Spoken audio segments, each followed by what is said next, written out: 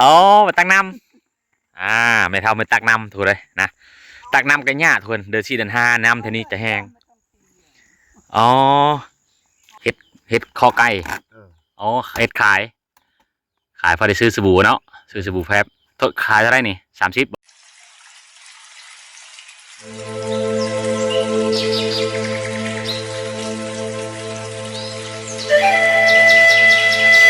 สบายดีทุกคนแล้วก็สบายดี FC บ้านตรงสีมื้อนี้กันยังอยู่ที่บ้านพี่น้องพาบลูคือเก่าทุกคนก็คือบ้านหน้าเมืองสิโปนกะมื้อนี้กะมาเลาะเบิ่งวิถีชาวบ้านทุกคนอยู่ที่ชนบทคือเก่าทุกคนกะยังคาเว่ทุกคนเลยกะไม่ทันได้ไปเฉลยดอกนะยังคาเว่มื้อนี้กะสิพาทุกคนเลาะเบิ่งวิถีชาวบ้านคือเก่าทุกคนนะอยู่ที่บ้านนาคือบ้านตรงสีเว้าแล้วทุกคนเลยนะสิพาทุกคนไปเบิ่งมื้อนี้กะมีโอกาสอยู่บ้านนานี่มีงานบางทีกับทุกคนเลยนะเอาไปเบิ่งนำกันเห็ดคอไก่อ๋อเห็ดขายพอได้ซื้อสบู่เนาะซื้อสบู่แฟบขายเท่าไรนี่30บ่50ชาวพันโอ้บ่ไล่แล้วเขาเอาจะปีละอยู่นี่พอเท่าต่างเฮินนี่ได้แล้วว่า3 ปีไปกับมอ3 ปี3 ปีแล้วเนาะอยู่นี่เนาะอ๋อไกลนำเนี่ยสบายอยู่ไกลนำเนี่ยสบายไหนโอ้ไม่ครูเชื่อได้ยินข่าวว่าอยู่บ้านนี่เขาว่ามีงานดองพอเท่าได้ไปบ่มื้อนี้จักแมลงพ่นเข้าหอดมื้อแรงบ่อ๋อโอ้มื้อแรงเนาะมื้อนี้แหละถือว่าเขาร่วมใช่ไหมอ๋อร่วมน้องอ้ายอืมเขาไปแต่งงานอยู่บ้านกุยนุยบ้านกุยนุยโอ้ไก่เนาะบ่นี้เนาะไก่เติมเนาะกุยนุยเนาะกุยนุยเพิ่นให้พุ่นละว่าอ๋อทาง8 อาทาง8 อาได้กุยนุยแม่นไปทางวิระแม่นบ้านกุยนุยบ้านกุยนุยแต่แซงแกงแต่เก่าแต่แซงแกงแลกใต้ได้ไหนเนี่ยตัวนั้นน่ะเนาะบ่แม่นแกงแหลกเนื้อแกงเล็กเนื้อแต่ว่าบ้านเมืองวิละไอ้แกงแหลกเนื้อแกงแหลกใต้นี่โอ้อันนี้เขาเอิ้นว่าจุดชมทำไมจุดชมมื้อนี้ถือว่าโลมใช่ไหมเนาะมื้ออื่นแล้วเขามาพี่แสดงว่าโลมใช่ไหมมื้อนี้ล่ะทางมื้อนี้เขาบ่มื้อนี้มื้อบ่อ๋อเขามาแต่พุ่นเนาะเมื่อวานเขากินหมูอ๋อเมื่อวานกินทางเฮิรนผู้สาววันนี้อาจจะมาพี่บางทีเนาะอ๋อกินโง่ก็อยู่พี่กับกินโง่กันบ่จักบ่ฮู้ยังบ่ฮู้จักเนาะอ๋อก็อีกตามเนาะอีกตามใดบ่ได้บางเทื่อก็กินหมูกินแบะไปเนาะกินไก่เนาะบางเทื่อก็เนาะว่ามีได้เกินว่าจ่าจุ่มเนาะบ่รู้ให้เด้อเนาะจ่าจุ่มละฮับเพอเห็นบ่ความเจ้าจุ่มละฮับเพอเด้อทุกคนเด้อนะภาษาบลูเอิ้นจ่าจุ่มก็คือเอาเพอมาเฮิรนมาซ่านนะเอาเพอมายามพอเท่าไม่เท่าเอิ้นว่าจ่าจุ่มก็คือนึงอีกแน่เนาะกินแน่เนาะคือนึงอีกก็คือผู้ไทยเลยเนาะคันเรื่องกินคือนึงจ่าจุ่มแล้วหลังจากกินข้าวกินน้ำแล้วก็งั้นมื้อเช้าก็ถือว่ามื้อเพิ่มมื้อมันโอ้พอเท่ามันยังหิวจักเนาะเราทึงนะเฮ็ดเฮาเฮ็ดเราทึงตะลีน่ะกว่าแม่นเฮานี่ชุนเผาตะลีได้ไหนบ่แม่นนำโตมากองตะลีเขาเอิ้นว่าตะลีเฮาอ๋อเฮานี่ตะลีเครื่องใส่ที่พะเฒ่าเพิ่นใส่ก็มีเตากามีคุ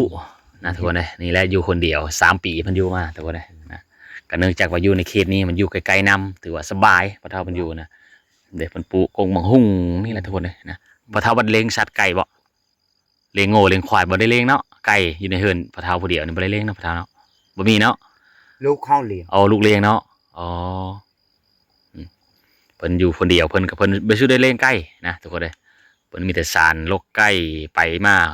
ถ้าเพิ่นเลี้ยงก็ลูกชายเพิ่นเลี้ยงทุกคนเลยนี่แหละชายอยู่แคมป์บ้านเลี้ยงเฮาอยู่แคมป์นำอ๋อถือว่ามีเนาะแคมป์นำนี่สบายแต่เยี่ยมมาแต่ว่าอยู่ในบ้านนี่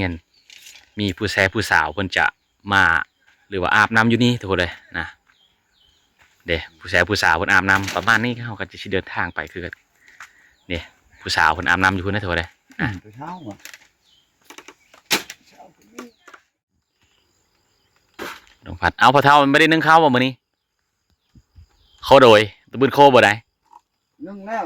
นึ่งข้าวแล้วนะเนาะโอ้แต่เช้าพุ่นเนาะ อืม อ๋อทุกคนเลยขออนุญาตขึ้นเบิ่งเด้อหน่อยหนึงเด้อพอเท่าเด้อ อืม อ๋อเห็นอันนี้บ่อนพอเท่าเพิ่นนอนอ๋อนี่เบียร์ดงพัดโอ้มีปึ้มมีเนาะพอเท่าเนาะอ่านปึ้มกันได้บ่ โอ้ปมประวัติศาสตร์เนี่ย อ๋อเอามาเชิญนะ ทหาร อ๋อเอาทานไอ้น้องทานเอาเฮอเนาะ เขามาปะได้ อ๋อนี่ทุก ป ค ม นเลย ประวัติศาสตร์เฮาแต่ทหารทุน เพิ่นนอนคนเดียวเพิ่นมีโอ้มีกระหยังจักป๊าดทุกคนหลายนี่กระหยังพูมีกระหยังมีคองนะนี่แหละเคิงอยู่แต่งอยู่เขากินทุกคนเลยมีโหคิงโหค่าอะไรนะโอ้มีกล้วยชุกอีก เอาเนาะให้เจ้ากันนี่ โอ้มีหอดกล้วยชุกเนาะพ่อเฒ่าเนาะพ่อเฒ่าเพิ่นอยู่นี่ก็หลายปีแล้วทุกคนเลยนะหลายปีแล้วก็ได้ฮอด30 ปีเพิ่นก็การดำรงชีวิตอยู่ในชนบทลาวเฮานี่ก็คือหาเครื่องปลาของดงมาขายทุกคนเลยกับประเภท เรื่องเอาเครือสารเอาเครือไว้นะเอามาขายในท้องถิ่นเฮาทุกคนนะก็คือแลกเปลี่ยนให้กับสสเฮาก็คือเวียดนามเนี่ยทุกคนนะนี่เอามาเอ็ดขอบกระดงเคิงนี่นะไม่ขอบกระดงเคิงขอบกระดงพัดอันนี้คือไวน์คือไวน์เจ๊กทุกคนนะนี่คือไวน์เจ๊กเด้อตัวนี้เด้อนะ มันเฮาเป็นอย่างนี้ อืมอันแผนการมื้อนี้เราไปเชื่อพ่อเฒ่าไปดองบริวารไปเอเดฟแล้ววันนี้คิดว่า ไปเอาการไม่พอย อ๋อไปตัดการไม่พ่อย อย่าทักไม่พอย เป็นไปตัดไม้เอามาเอ็ดการไม่พ่อยมาใส่ เอาไว้ ไม่ใช่ไม่พอยนะ เอาไว้ทัก อ๋อเราไว้นั่นแหละเอาเสื้อซ่อนใส่กระหู้บางทีเฮาอันนั้นนะเนาะยำมันอ้อเนาะอืม ตึงเอามื่อลูกให้ โอ้มีกล้วยเนาะพ่อเฒ่าฟาเต็มมาเฮ้อบ่นี่ อืม โทษเลยนี่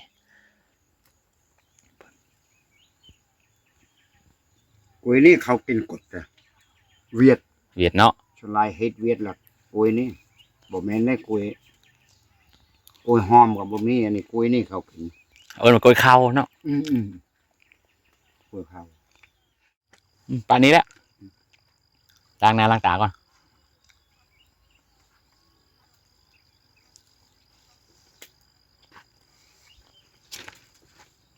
เช่าแล้วเขากินน้ำชา อ๋อ อืม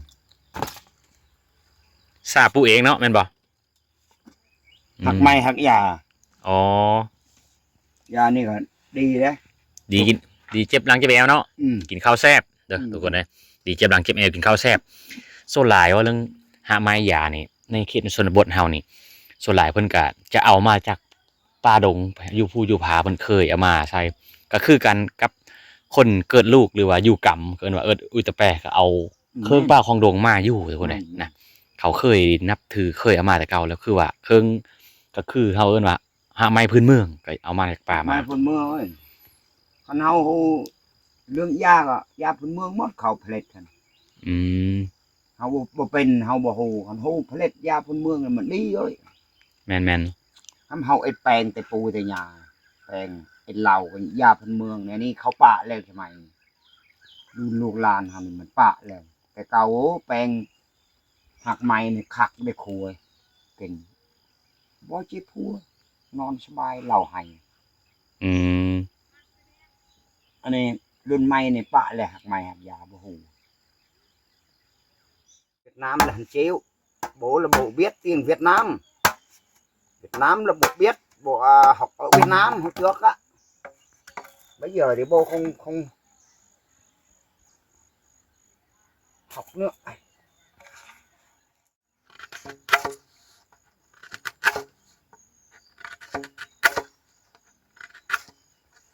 mày phang à nè mày phùng mày phang cái này này kìa mày phang ไปช่วยไหมเท้าตัวจะแหละไหน đau อ๋อไปตักน้ำไม่เท่าไม่ตักน้ำถูกเลยนะตักน้ำกันยากทุกคนเดือน4 เดือน 5น้ำเท่านี้จะแห้งอ๋อ ฮะเซอร์บ่อ๋อ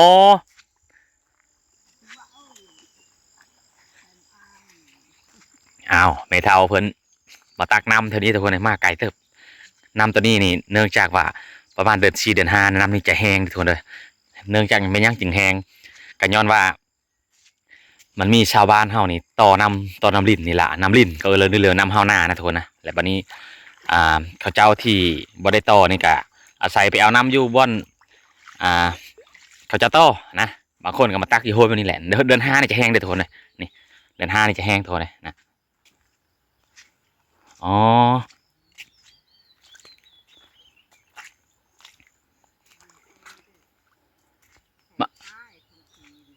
โอ้มาตักบัดพี่เนาะ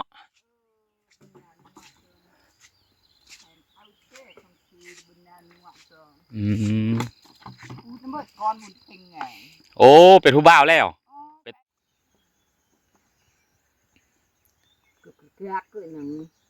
ทุกมื้อเลยบอกมาตักกันเนี่ยไม่เท่า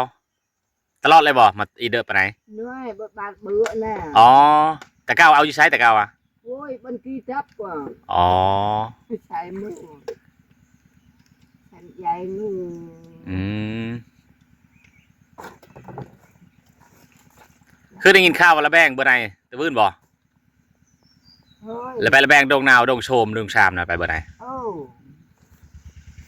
bán là bên này xài mưa โอ้แม่เท่าไม่ได้ไปบ่แม่เท่า bao thế ở đây đông xài ai thế này อ๋อ đông xài cầu ní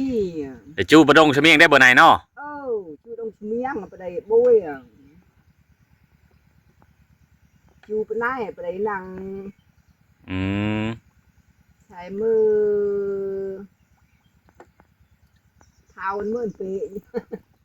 บ้านนาอีกก็เป็นบ้านหนึ่งที่คนที่นอนในเมืองซีโปนเขาแหละอันนี้ก็ชาวบ้านเพิ่นก็เริ่มตั้งเฮิรนทุกคนเลยเอามาตั้งเฮิรนนะบางคนก็เริ่มชิดตั้งเฮิรนนี่ทุกคนเลยนี่เขาเจ้ากระถางมาแล้วแต่นี่ทุกคนเลยนี่นะนี่เพราะว่ามันเริ่มจะเปลี่ยนดินจัดชันขึ้นไปทุกคนเลยนะ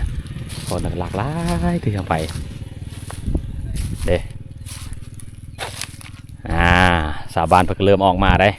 ก็คุมที่จะออกมาเนี่ยคืออาจจะเป็นบ้านบางโมงหรือบ้านลังเกิดในทุกคนนี่นะตัวนี้เป็นดินจัดสรรที่ภาครัฐเพิ่นจัดสรรเธอญาติพี่น้องเพิ่นออกมาอยู่นะบางครอบครัวก็ออกมาบางครอบครัวก็บ่ออกทุกคนเลยนะบางครอบครัวก็ให้ลูกออกมาแม่นเมื่อไรแถวนี้เพิ่นถางมาเลยทุกคน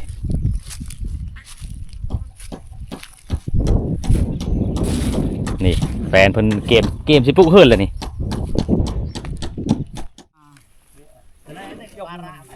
mai cái đàn này rốt để tả khăn giờ đàn chưa lắm mai giờ đàn chưa ôi phải này ôi giờ tao bao chưa gì miệng này mẹ tao được miệng cả ơi nó phải ngàn ôi tao anh đâu này đợi chọn nè ui trâu cho nằm trâu là hoa cái không bên cho bơ đi chèn này thứ ta chưa ăn ô chợ này thằng này sợ á một rổ tạ cái gì ảo bếp lặng ăn nó như tem khi nó mùi thu là riêng cái nắp nó ui cao cao tao nó chưa cao là chưa bên rổ tạ cao bao năm thế này tê cái tạ này không đi con phải chơi nguội lòng thật nguội rồi mà tao là chỉ cần nguội lang thì là ôi cái khi chơi chơi mọi cho cái mà ta kẹp vào ruộng thì cùng người cháu thì nay anh ta đông quấy cho không kỳ bên nia cái chưa tao nhà cây mua khám lạc mà làm trôi này cây cái thôi thế này hay rồi nó như chưa bao nhiêu nhà chưa mà khám chất rồi nó bươi cây mấy phi thị vì này còn tâm cùng nó cây mà là chuồn riêng trưng để riêng có đằng giang bra cho rô bay cây như chưa bao nhiêu nhà chưa mà khám cây thì nữa bà thì em bây sau cái mày hey chơi chơi chơi chơi là yên ho bầu đây cho làm lại tại cho tại ẩn ràng nó cho nó con chào nó bia khi bài xe nó được kìa sao xe nó bị lùi ở bên này lười đấy nó có to bom chú bây giờ màu lau không ăn lười nhẹ nhung đấy bạ bà con chào gì biết đâu cha đâu chủ ta đi ăn đấy phải đàn không có bên được phải mắt không xì cái thái này mà đâu ông cho mà ông cho mà này ơi tay sướng cả tôi xì phải ông cho mà này cứ không cái này này nhưng này cho không nghe đi ăn riêng phải tê mơn riêng nó tí cái cho rùa mà hay là trong khăn mới chọc thế nên cái